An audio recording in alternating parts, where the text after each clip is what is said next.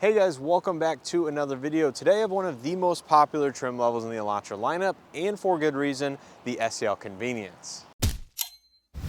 So for 2024, the Elantra went through a mid-cycle refresh which gave it new exterior styling, including a new front end, new rear bumper design, a few new features and packaging depending on the trim levels, as well as a few new exterior colors. Now, if you want to know everything that changed for every trim level, make sure to check out the dedicated changes video I have here on the channel. Now for the SEL Convenience trim in specific, it's now gaining full LED projector lighting at the front end, 60/40 split folding seats, power sunroof, LED ambient interior lighting across the dashboard, as well as rear USB-C charge ports, among a few other design tweaks, like I said, across every 2024 Elantra. So finally, when it comes to pricing, the 2024 Elantra did go up across the board, and when it comes to the SEL Convenience in specific, it went up $1,375 over 2023, which brings the starting MSRP to $26,290, including destination. So with all that information in mind, let's not waste any more time. See what this vehicle behind me has to offer for just under $27,000. So the Elantra in front of us is finished in the Ecotronic Gray exterior with the gray cloth interior. Now Hyundai does offer 3 different gray colors on the Elantra, including Amazon Gray, Fluid Metal, as well as the Ecotronic seen here. If you want to know what Amazon Gray looks like on the Elantra Limited, make sure to check out that video I have here on the channel. But I'll go ahead and also insert a short clip of all 3 colors, so hopefully you guys can distinguish which one is going to be the right one for you. Now anyways, at the front end of every Elantra for this model, you're going to have full LED lighting, which is a significant upgrade for the SEL Convenience and some of the lesser trims over the pre-refresh models. You can see the vehicle is running, so the LED daytime running lights are illuminated. This is also going to be the location of the amber LED turn signals, and then the projectors are just a little bit farther down in that same housing.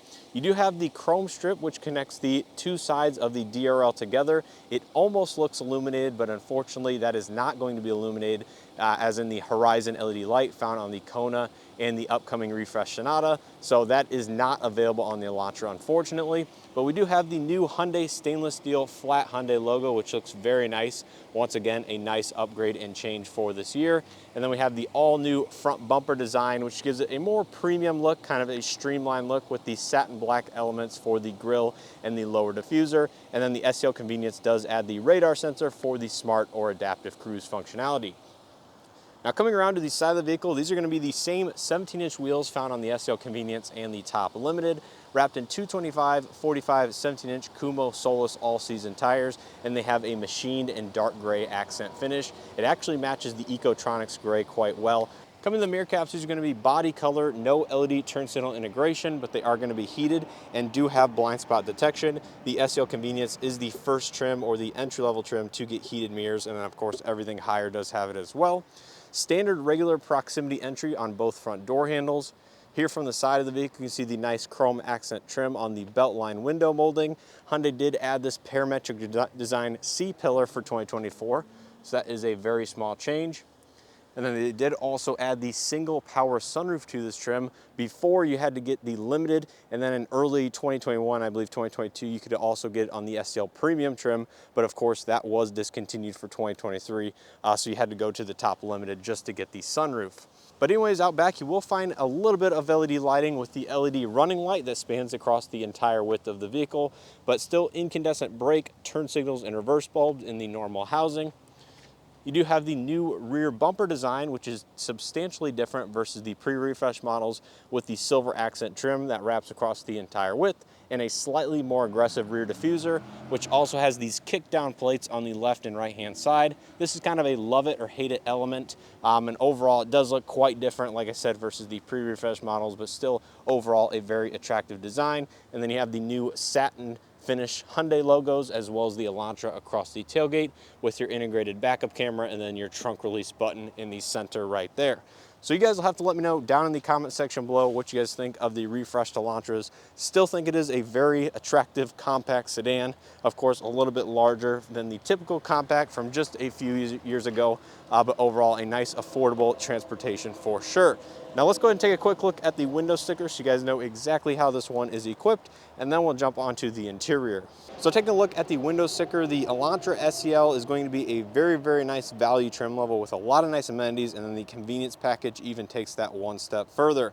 So the base SEL comes with the LED headlights, 10.25-inch infotainment, digital cluster, Sirius XM, Blue Link Plus functionality, which is free for the lifetime of the first owner. And then the convenience package adds things like 17-inch alloy wheels, sunroof, 60/40 split folding seats, smart cruise control, heated front seats and heated side mirrors, and a few other items. This one has a few additional accessories, which brings the total MSRP to $26,875, including destination. So take a look on the interior. Like I mentioned, this one has the gray cloth interior option. However, a black interior is going to be available as well. Starting out here on the door panel, this is really close to being unchanged from 2023 and prior. So you have the hard touch plastic textured upper with a soft touch kind of a rubberized section and some white accent stitching. And you can see the rest of the door panel is going to be fully gray as well, with a few small silver accents. Power windows, mirrors, and locks with automatic driver's side window only, and a decent amount of lower door storage with a small bottle holder. Coming to the driver's seat, this is going to be a 6-way driver's seat with height adjustment. And there is the cloth materials with the white accent stitching and piping. And there is going to be a quick look at the dashboard.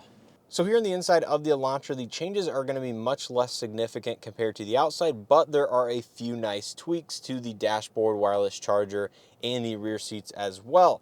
Now in front of the driver, you're going to find the same 10.25-inch digital gauge cluster as well as the infotainment system as the 2023 model. This is controlled here on the right side of the steering wheel. You can see speedometer on the left, tachometer on the right. This does change with the drive modes. So you can see if you put it in sport mode or smart mode, it gives you different layouts, and you can choose another one from the infotainment as well. But cycling through this, you have your integrated safety systems, digital speed readout, trip information. Then you can put your navigation turn by turn if you have one set in the infotainment system, as well as your tire pressures and stuff like that. So very handy display, very familiar, as this has been out several years in this current generation. Coming back to the steering wheel, this is going to be gray leather wrapped with kind of white or off-white accent stitching. Silver accent trim with the black buttons. On the left side, you have your audio multimedia. On the right side, you do have your cruise control. Once again, this does feature lane follow assist as well as smart cruise control, which is a very nice reason as to why you may want the SEL Convenience. Automatic headlights with auto high beam assist. Regular wiper stalk. To the left of the steering wheel, you have gauge dimming as well as traction control off. This is kind of faux plastic plate here that really does no functions except for the N-line trim level, where this is your drive mode select. We'll have to see if that does carry over to 2024 models as well. But typically just a small design, which you can stick a smartphone holder or something there if you would wish. Coming over to the infotainment system, this is the 10.25-inch infotainment with built-in navigation, which unfortunately still means wired Android Auto and wired Apple CarPlay only. It does support Hyundai driver profiles, Blue Link Plus, so it's free for the first owner for 2024. Sirius XM, AM, FM, USB, Bluetooth inputs as well. You can see it does have your Wi-Fi hotspot function. That is also new for 2024 and a bunch of other items. So overall, this is a very easy to use infotainment, and nice to see that it does support just a few over-the-air updates, including the map and software updates only. Below that, you'll find your map, navigation, radio, media controls, as well as a power and tune knob. And one other thing I guess I quickly want to mention is that the SEL and higher does support the ambient color changing lighting across the dashboard only. So if you go into the vehicle, go into lights, ambient light, you can see you can change the color only for this strip across the dashboard. I was not able to locate any additional lighting inside of the vehicle. So I know this was commented before, but you can see all of your color selections there, and that does change that strip just below the vents all the way to the passenger side and a small portion right here on the driver's side. Just wanted to point that out. Sorry for the quick interruption, but this does have it, and it's found on the SEL and higher with this larger screen. Anyways, going back to this, dual zone automatic climate control with heated front seats. You have your integrated wireless charging pad that was redesigned for 2024. So you can see it does face the driver at a slightly different angle from before. There's your indicator light, and you do have the USB-A port, USB-C, as well as a 12-volt outlet just above that as well. Drive mode select, pull up your backup camera right here if you would wish. Electronic parking brake with automatic hold, leather wrapped and leather stitched boot. Redesigned front cup holders as well, so they got rid of that twist and turn kind of console layout here and gave it these spring-loaded tension clips. You can see these cup holders are extremely deep, So if you have a very tall beverage, this will be a great holder for that, as it comes up, I would say, at least 6 inches from the bottom. You still have the bar here on the center console with some gloss black accents. Nicely padded armrest. Inside you'll find a little bit of additional storage, not a huge amount, but welcome nonetheless. Up top you'll find your padded cloth headliner in gray as well. Overhead Vandia lighting, manual dimming interior rearview mirror, incandescent lighting, BlueLink SOS passenger airbag alert sensor, and then there is the single power sunroof, new for the SEL Convenience. And you can see it does retract just a little bit further if you press the button one more time, and gives you a nice large opening. So that's a welcome addition again for this trim level. So take a quick look at the back seat. This is going to be a very roomy space for a compact vehicle. Here on the door panel, this unfortunately is not changed either, so it's a full hard touch door panel minus this rubberized padded insert for that middle section. You do have all the same seating surfaces with the white accent stitching. Step and height is going to be very easy, just a little bit on the lower side, given this is a compact sedan and it does kind of have a sloping roof line. There's a quick look at the front dashboard. Out back, in terms of amenities, every Elantra for this year will come with 2 USB-C charge-only ports, no AC vents unfortunately, and you have 1 map net on the passenger side and nothing here on the driver's side. But you can see tons of room behind my rough driving position with, 6 or 8 inches of legroom, plenty of footroom down below, and headroom is going to be decent as well with about, I'd say, about 1 inch of headroom. So not the most in the world. If you're near or above 6 feet tall, I would start to worry if you do need to sit here back often, but I fit fine and it is very comfortable. Also new is the 60/40 split folding seats on this trim level with the integrated armrest in 2 cup holders. That's a very nice addition, and I really do like the fact that they added this again for the SEL Convenience. And then there is your gray accented seat belts as well. So take a look at cargo capacity and trunk space in the Elantra. This is also going to be a strong suit for the compact class. You see we do have the floor liners, which is an accessory you can buy from Hyundai. But outside of that, there is a lot of nice storage space. Here's your levers to pull down the 40/60 split folding seats. It looks like the larger side is on the passenger side. There is the integrated light up top as well. And overall, a pretty basic interior. Once again, pretty roomy. There is your temporary spare tire, roadside toolkit, and a few other things. So yeah, a good amount of storage space if you need it here in the trunk of the Elantra, which is always good to see. But finally, let's go ahead and wrap it up here on the passenger side seat. Materials are all going to be all the same as the driver's side.